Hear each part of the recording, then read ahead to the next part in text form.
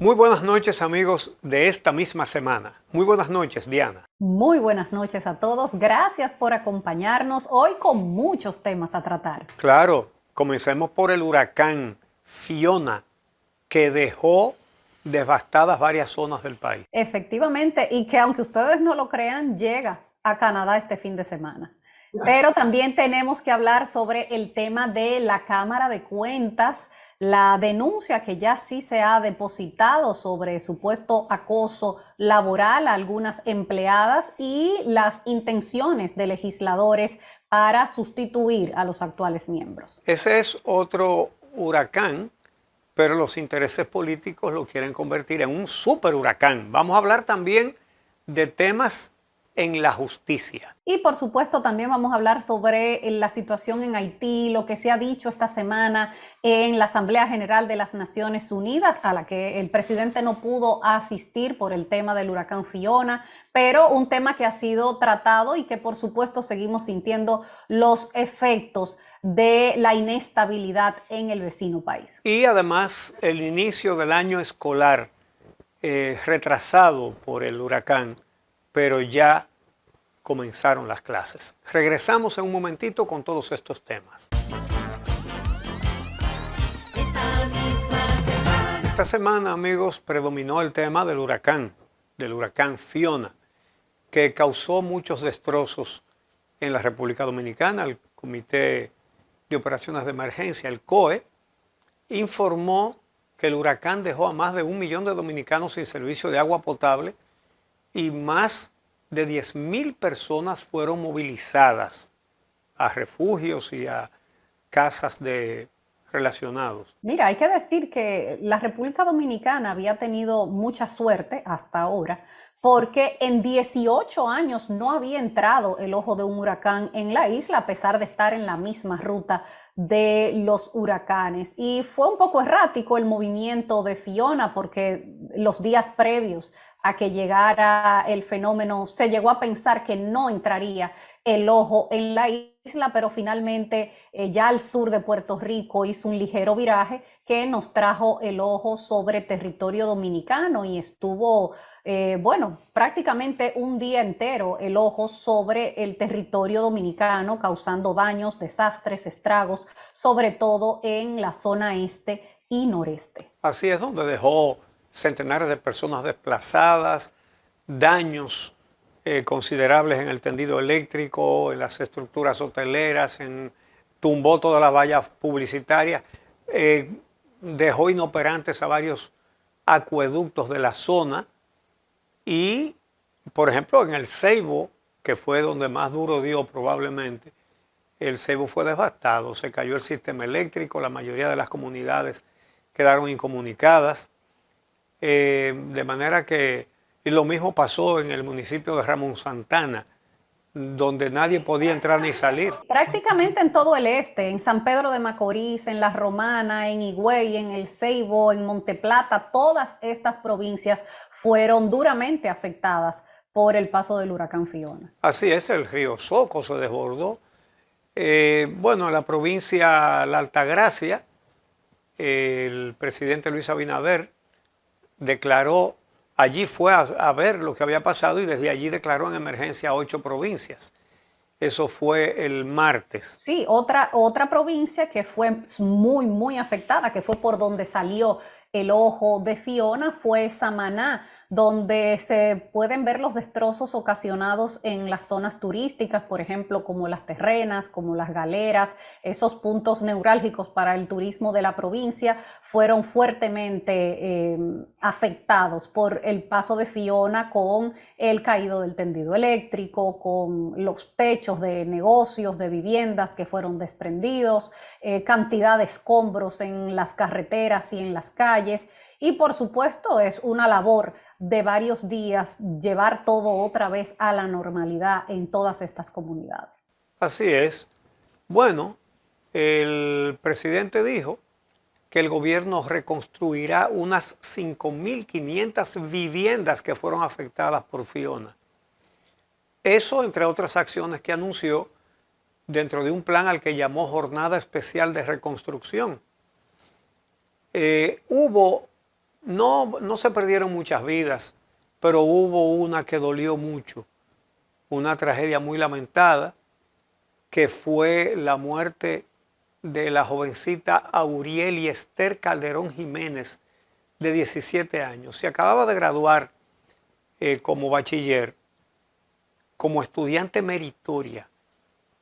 Dijo el discurso en nombre de sus compañeros, brillante. Ella murió, estaba en un motor y le cayó un poste del alumbrado que, nada, se desplomó. Eso fue en la sección Santana de Higüey. Pero evidentemente la muerte de esta joven Aureli, tan joven, meritoria además en el término académico, trae luto y dolor a la familia dominicana. Vamos a escuchar a esta niña, a esta jovencita, en el día de su graduación. Agradecida de haber llegado a esta etapa de nuestras vidas, agradecida de haber tomado la mejor decisión de mi vida, estudiar, porque para nadie es un secreto que el mejor camino está en la educación. En esa graduación, ella recibió el grado de excelencia académica y se ganó una beca de la Universidad Central del Este para estudiar medicina, que era su anhelo. Bueno, realmente. En Atomayor, una pareja de esposos de muy avanzada edad fue rescatada ante el desbordamiento de un arroyo. Ahí pueden ver las imágenes.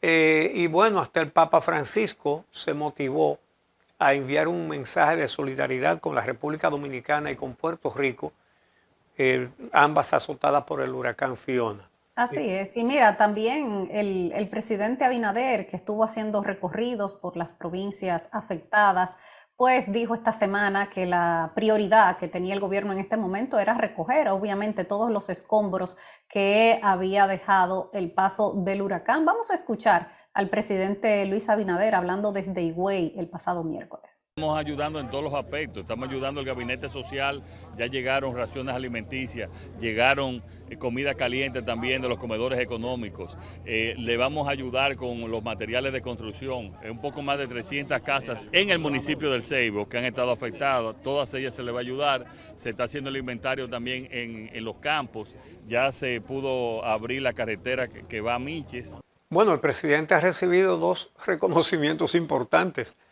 Uno de los representantes de diferentes partidos políticos que favorecieron las medidas del gobierno para asistir a las provincias afectadas. El otro reconocimiento que recibió fue el del director del COE, el general Juan Manuel Méndez, quien dijo que la gestión del actual gobierno en esta situación ha sido la más eficiente que él ha visto. Y recordemos que él está dirigiendo el COE desde el 2005. El caso del general Méndez, yo creo que con el único que se podría comparar en duración, además a través de diferentes gobiernos, con el gobernador del Banco Central, porque ha estado durante el gobierno de Leonel Fernández, de Danilo Medina y ahora de Luis Abinader. Exactamente. Entonces, bueno, desde 22 años, desde el 2005. Y una nota positiva es que tan pronto se declaró la emergencia, ¿verdad? El director de la Dirección General de Compras y Contrataciones Públicas, Carlos Pimentel, de inmediato emitió una circular a todas las entidades que están autorizadas a hacer compras y contrataciones de emergencia. Una circular con los detalles de las pautas legales que tienen que cumplir. Para que nadie alegue ignorancia, porque sabemos que se ha utilizado en el pasado estas declaratorias de emergencia para hacer negocio. Y lo vimos, por ejemplo, con las declaratorias de emergencia por el COVID-19 en el año 2020. Entonces, muy oportuno que el director de compras y contrataciones le haga estos señalamientos a todas esas instituciones para que después no aleguen ignorancia. Exactamente. Se le puso adelante. Miren todo lo que hay que cumplir aquí para que no inventen. Tú sabes que, bueno, los gobiernos anteriores se hacían compras de emergencia sin que hubiera huracán, sin que hubiera terremoto, sin que hubiera inundaciones, sin que hubiera nada. Bueno, así es. Entonces, hay un problema a corregir. Ha habido críticas incluso de meteorólogos reputados como John Morales y ¿cómo se llama? Dios mío. Y Jean Suriel. Y de muchas otras personas porque dicen que faltan radares para darle seguimiento a los huracanes cuando están en territorio dominicano. Hay uno en La Romana, pero Hay uno, pero el tema es que ese que está y que está instalado, no comparte sus datos. Y No. lo que dicen los meteorólogos es, eso debería estar en línea para que cualquiera pueda consultarlo y que sea una herramienta para los medios de comunicación, los meteorólogos, para informar a la población, porque para eso es que debería estar ahí. Los radares, o sea, no solamente para ellos tener la información con el tema de la aviación, por ejemplo, sino para la información en general de todo el país. ¿cómo se le ocurre a alguien ver como un secreto de Estado la información que hay que darle a todo el mundo sobre el curso de un huracán? Bueno, que corrijan eso. Lo demás estuvo bien. Gracias a Dios que la información del Centro Nacional de Huracanes con base en Miami y que tiene radares en Puerto Rico, a esa sí podemos acceder libremente y entonces podemos tener la información de cuando ya un huracán viene cercano y está en la ruta de la República Dominicana, porque si fuera contando con los de nosotros no supiéramos nada. Entonces, esa es una inversión que hay que hacer y una decisión que tomar con el que ya está funcionando. Vamos a hacer una pausa y regresamos con otro huracán, la Cámara de Cuentas. Bueno, esta semana finalmente dos abogadas de la Cámara de Cuentas formalizaron la denuncia que durante días había estado circulando de un supuesto acoso laboral por parte del presidente de esa institución, Yanel Ramírez, hacia esas damas. Y eso fue depositado en la Procuraduría General de la República y de inmediato la procuradora designó a fiscales para la investigación de esa denuncia. Así es. Los abogados, señores, esas dos querellantes tienen 8 abogados. Realmente hay razones para dudar que los estén pagando ella, a 8 abogados, para una cosa que pudiera ser grave de acuerdo con los hallazgos, pero que no es complicada, me parece a mí, ¿verdad? Entonces, 8 abogados. Hay mucho interés que va más allá de las dos querellantes. Y es que la oposición y básicamente el PLD y la Fuerza del Pueblo han visto una oportunidad de frenar las auditorías que viene haciendo la Cámara de Cuentas y las que le faltan. Hay una anunciada para la Junta Central Electoral, la pasada, por supuesto, Junta Central Electoral o las pasadas, y hay otra que se está haciendo en el Ministerio de Hacienda. Todo eso involucra a gente que estuvo en el gobierno. Los abogados de las denunciantes, porque vamos a ver una cosa. Nuria Piera ha divulgado unas conversaciones telefónicas que realmente constituyen faltas graves por parte de confirmarse que ese es el autor el dueño de esa voz que sale ahí. Son faltas y graves para un funcionario de esa categoría y con esas responsabilidades. Ahora bien, la acción legal es evidente que no se limita al hecho denunciado por las dos abogadas. Hay también una situación. En la Cámara de Cuentas casi todo el personal estaba relacionado con el anterior partido de gobierno. Tanto así que el padre de una de ellas era un dirigente del PLD, muy relacionado con Leonel Fernández. Ese tipo de... Eso no es prohibido, eso no está mal, eso no es un delito, pero hay que señalar las colindancias.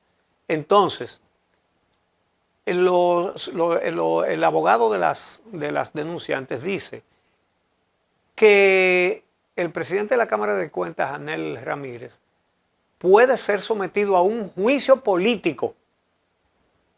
Eso es del interés de la que se querella porque se siente acosada.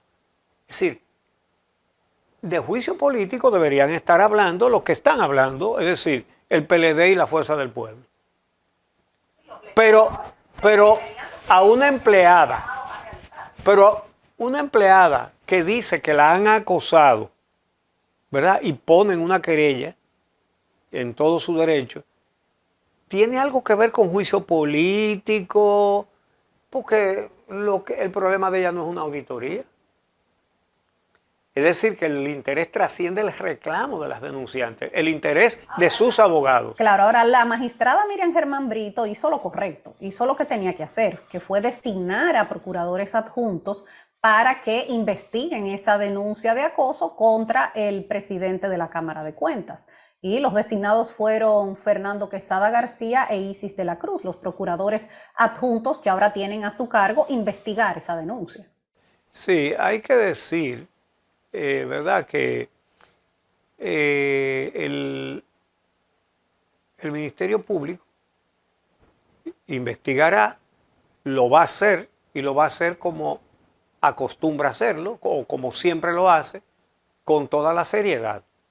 Y ahí va a salir lo que haya. Lo que haya va a salir. Claro, y hay que esperar que se haga esa investigación y que se complete esa investigación, evidentemente. Realmente, una querella por esos motivos es deplorable. Si él hizo lo que se le atribuye, es algo muy feo, pero muy feo. Ahora bien, el interés de llevar eso a afectar a la Cámara de Cuentas, a hacer un juicio político, realmente es una desproporción. Si él es culpable, si resulta culpable, lo mejor sería que renuncie, quizás.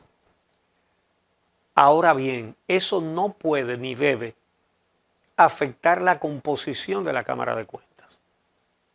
Sencillamente lo que tiene que hacer es buscar otro en caso extremo. Pero parece que se dieron cuenta los miembros de la Cámara de Cuentas, porque recuerda que hay una división realmente en este momento dentro de los miembros de la Cámara de Cuentas y que se estaba haciendo evidente con las posiciones de dos de las integrantes de la Cámara. Pero resulta que después de que se vio que era real la amenaza de que podían sustituirlos a todos, entonces hicieron un acuerdo de gobernabilidad dentro de la Cámara de Cuentas y ahora ellos dicen que van a trabajar unidos.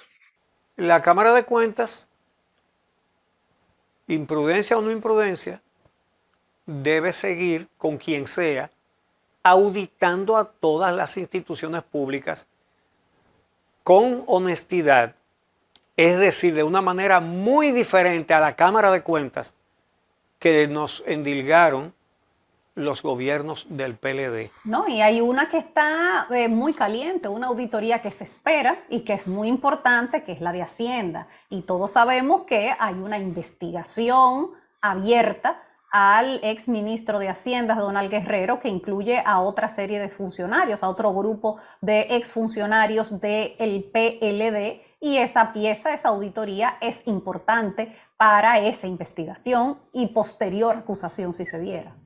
Exactamente. Bueno, pues finalmente 3 senadores del PLD y 8 de la Fuerza del Pueblo rompieron el quórum en el Senado porque el presidente de la Comisión de Justicia, que es Pedro Catrén, impidió que se conociera la resolución propuesta por ellos, por los opositores, para que el Senado investigue a la Cámara de Cuentas. Una denuncia de acoso personal no puede ser motivo para que el Senado le haga una investigación a la Cámara de Cuentas con fines de juicio político, es decir, para quitarlos, ¿verdad? Eso es querer aprovechar demasiado. El objetivo del juicio político es justamente lo que ya hemos señalado, impedir auditorías. Y aquí lo que hay que es hacer auditorías. Pero mira, tú sabes lo que es hasta risible, que de esos mismos legisladores que cuando se estaba estudiando el Código Penal, que al final no se aprobó, se oponían a que se incluyeran figuras como el acoso dentro del Código Penal, ahora lo estén utilizando para buscar un juicio político al presidente de la Cámara de Cuentas. Parece que la figura ahora conviene, la figura del acoso. Sí, muy bien. Entonces vamos a hablar de justicia en el próximo segmento.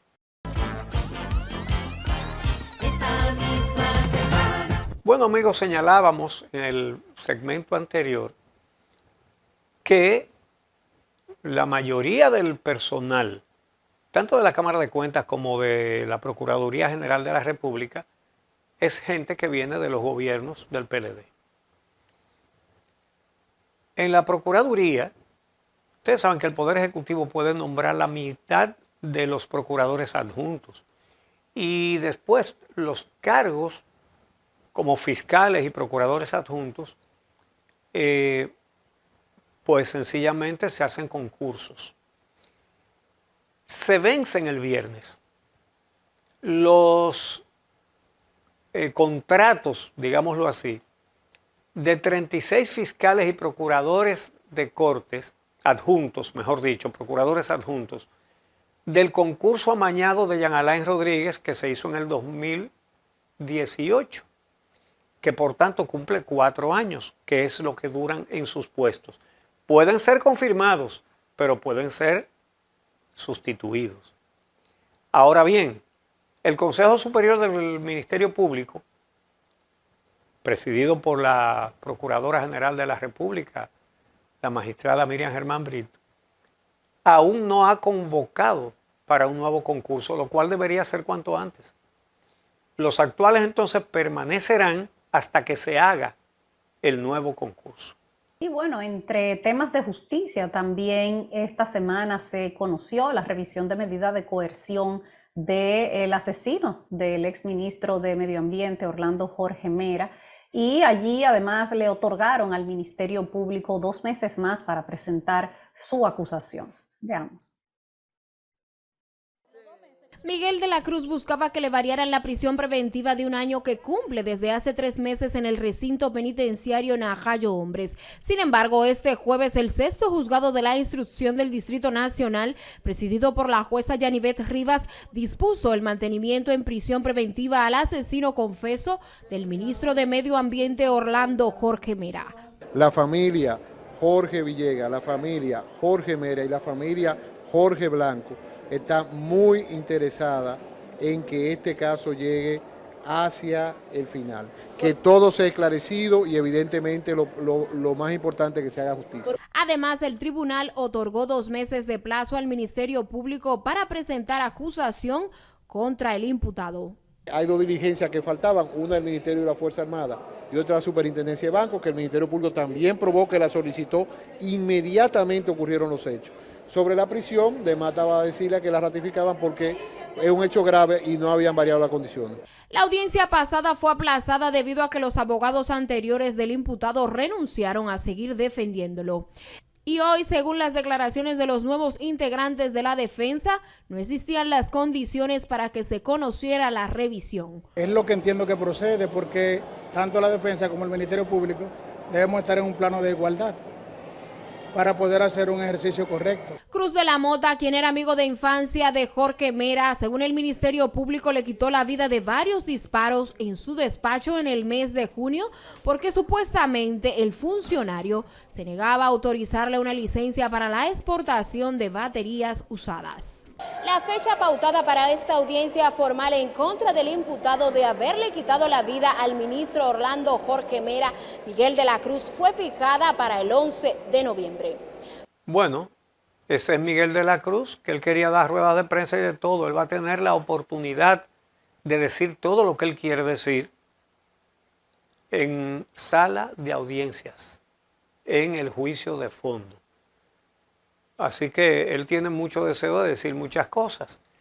Y lo que dicen personas que lo conocen es que él quiere decir que había actos de corrupción en los que él participaba, pero él quiere mencionar a sus víctimas. Bueno, pues lo hará cuando tenga la oportunidad en un juicio de fondo. Por otro lado, otra de un diputado del PRM. El testigo del Ministerio Público, el señor Donis Lee, señaló en audiencia pública oral y contradictoria al diputado Fausto Domínguez de Santiago por el PRM y a la esposa de este diputado, la señora Judith Idalisa Núñez Guzmán, declarando que él fue testigo de que ellos supervisaron personalmente el desalojo ilegal y la demolición de una vivienda en Punta Rusia en plena pandemia. Los terrenos de Punta Rusia se han valorizado, han multiplicado su valor últimamente porque ya ese es un lugar de desarrollo turístico. Y en plena pandemia creció mucho el valor de los terrenos.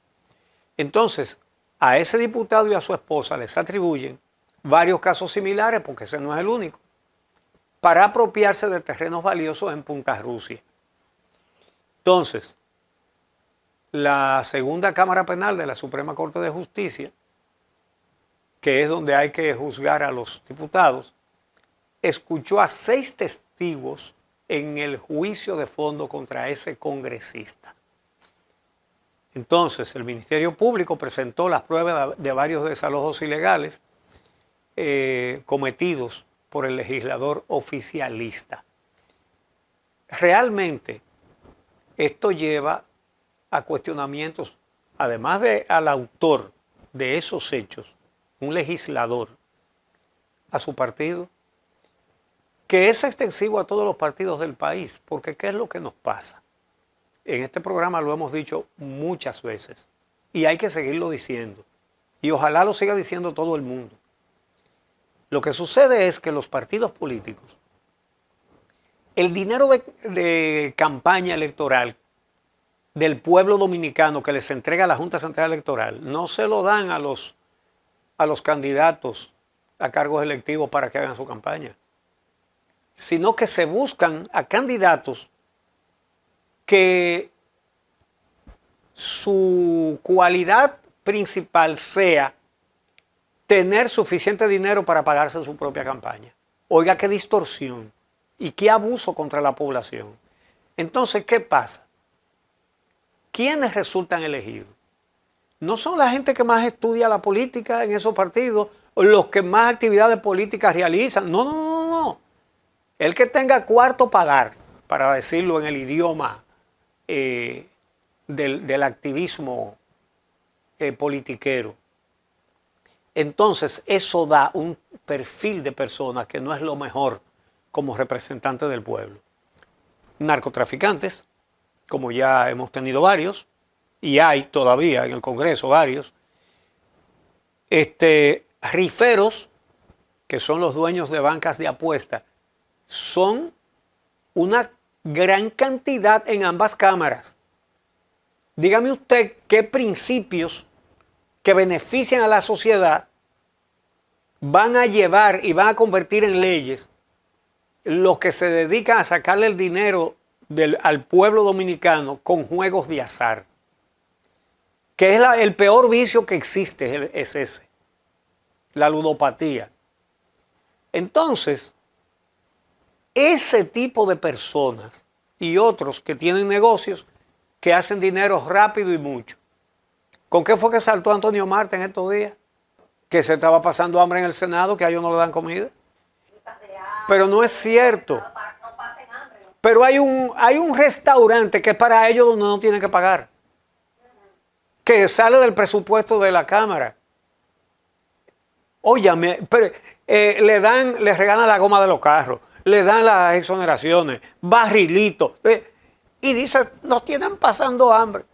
Entonces, ese tipo de legisladores, es decir, que lo que están es constantemente pensando cómo coger recursos del Estado para su uso personal. Esos son los que van a legislar a favor de nuestra población. Hemos dicho, desde hace años lo venimos diciendo, aquí se tiene que generar una presión social porque los partidos no están en resolver eso. Para ellos eso no es problema. Es la población. Y yo creo que cada votante debe hacer conciencia de su fuerza y tomar en consideración todo eso. Elías Báez, del PRM, de una provincia del norte, ¿verdad? De Puerto Plata.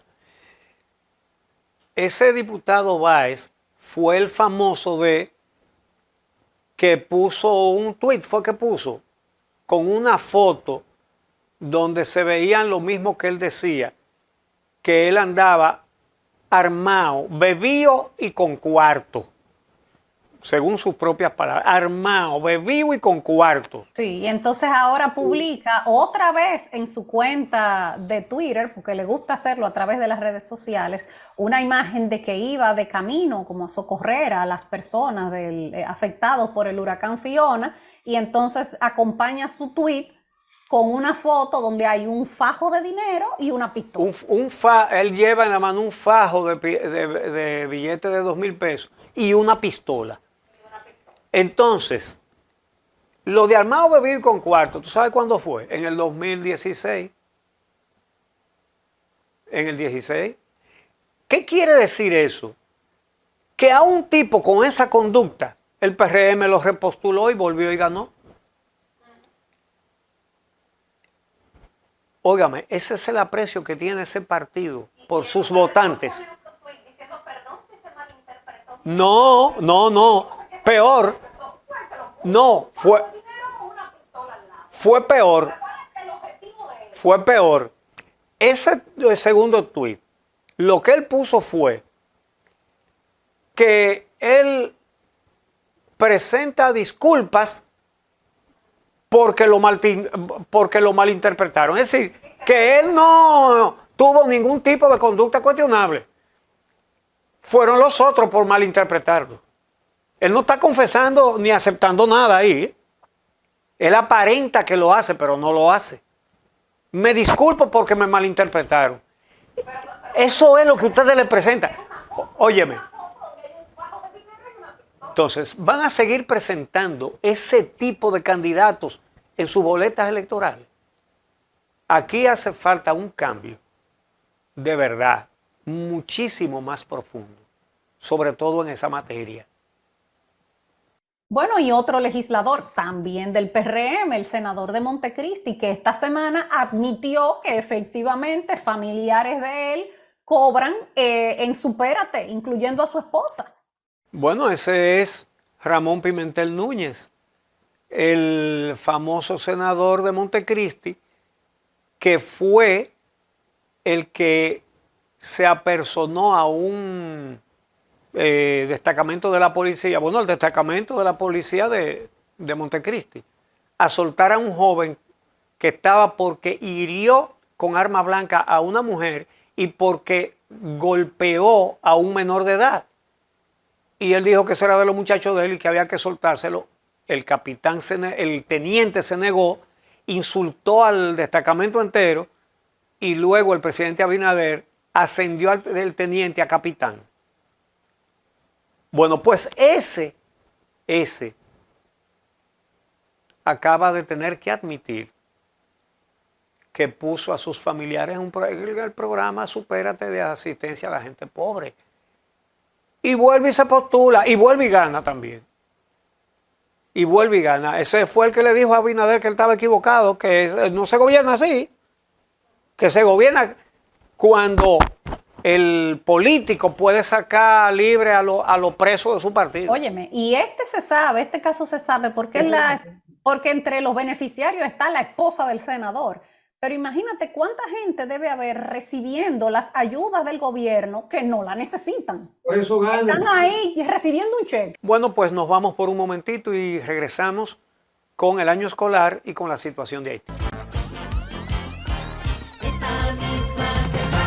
Bueno, finalmente esta semana inició el año escolar, un año escolar que empieza de manera accidentada, tarde, ya iba a empezar tarde antes del huracán Fiona, pero más tarde aún después de que pasara el huracán, pero finalmente el pasado miércoles se dio apertura al año escolar 2022-2023.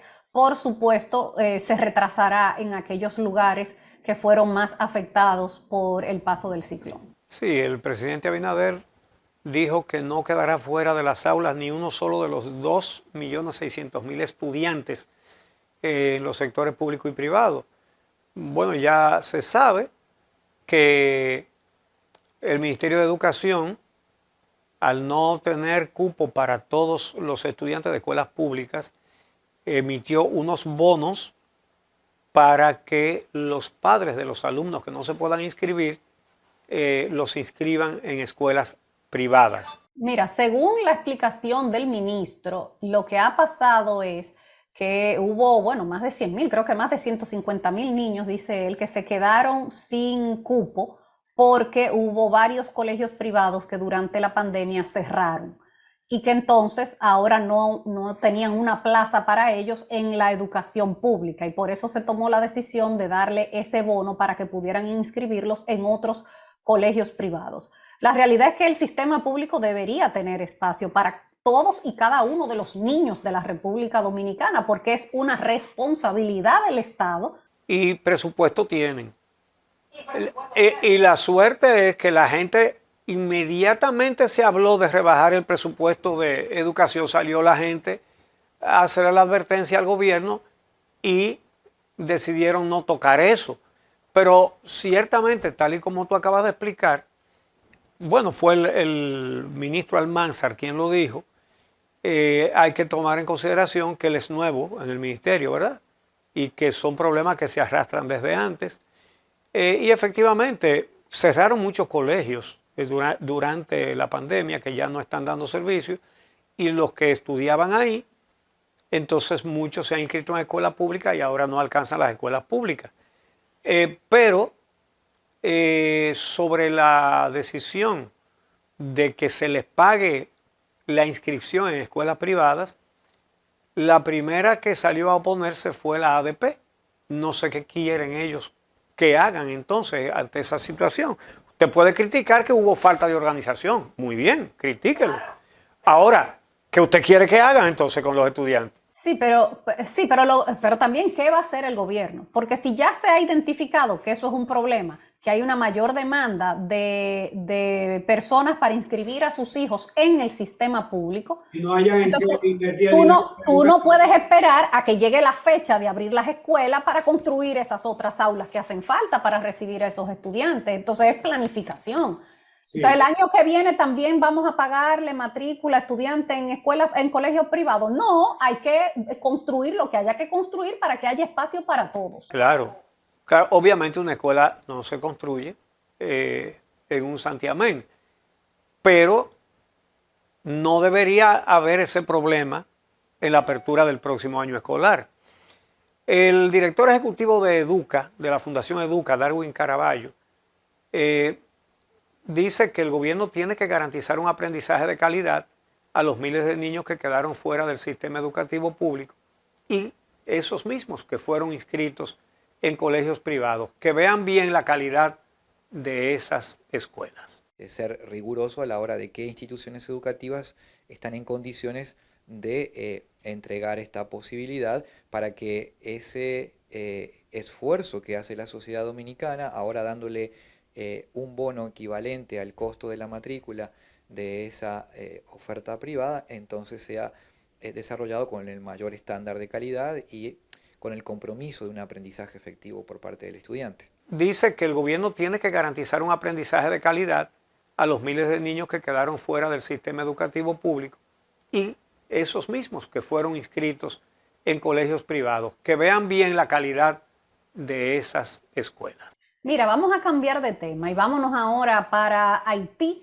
donde la situación sigue color de hormiga, saqueos, la delincuencia, la violencia armada de las pandillas que tiene en zozobra a la población y por supuesto un abandono de su clase política. Aunque esta semana Ariel Henry salió a pedir la calma al pueblo y todo lo demás, parece que tiene poco liderazgo en este momento Ariel Henry para encauzar la situación en su país. Ahí el único liderazgo que hay es el de las bandas armadas.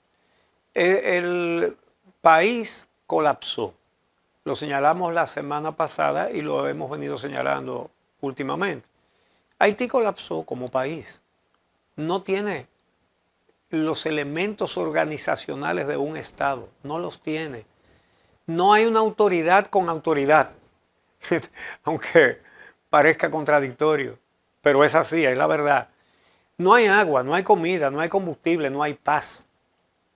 Caos y violencia en las calles, inseguridad y más en las carreteras. Y la gente tiene que salir a ver qué encuentra para comer. Es un desastre. El gobierno dominicano ha estado reclamando en la comunidad internacional que venga en ayuda de Haití.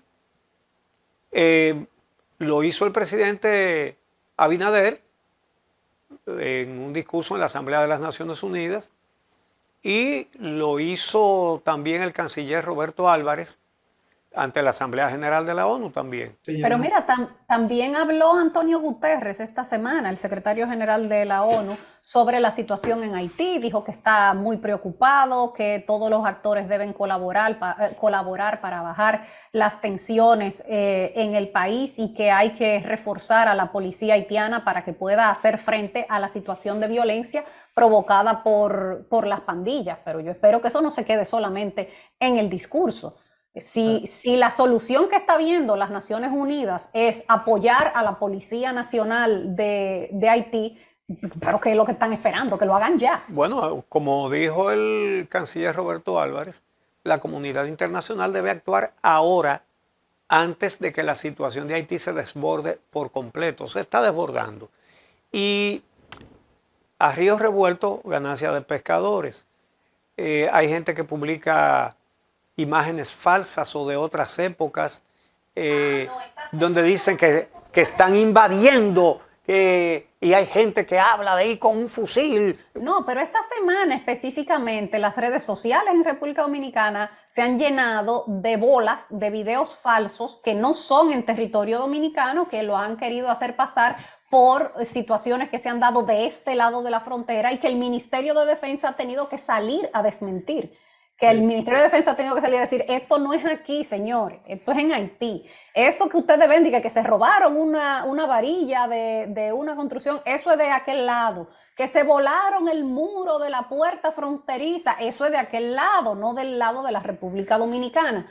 Entonces también hay mucha gente que pone a correr esos videos, la gente aquí se alarma, piensa que es aquí en territorio dominicano cuando no lo es. Entonces hay que tener mucho cuidado, sobre todo cuando se trata de medios de comunicación, porque hubo medios que difundieron esos videos como si fuera aquí también. Sí, bueno, hay mucha gente que quiere generar ese tipo de reacciones en la gente, pero la verdad es que la responsabilidad del gobierno dominicano es mantener segura la frontera.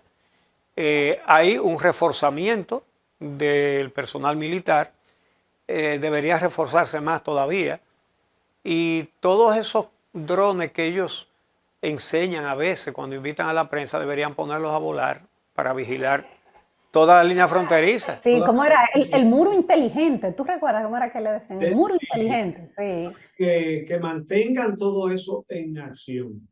Bueno, y bueno, no solamente la preocupación es de República Dominicana, evidentemente para nosotros es más todavía porque estamos al lado, pero varios países han estado sacando a su personal diplomático de Haití porque no es seguro quedarse allá. Ya lo habían anunciado la semana pasada España, que cerró su embajada allá, también lo cerró Francia, también lo cerró México, igual que nosotros también cerramos. Pues también el personal diplomático alemán que estaba allá fue trasladado para acá, para la República Dominicana, porque no hay seguridad en Puerto Príncipe. Así es. Bueno, señores, así concluimos este programa de hoy. Seguiremos trabajando la semana entera para entregarles otro programa interesante el próximo sábado y mientras tanto que tengan un feliz fin de semana y una semana productiva.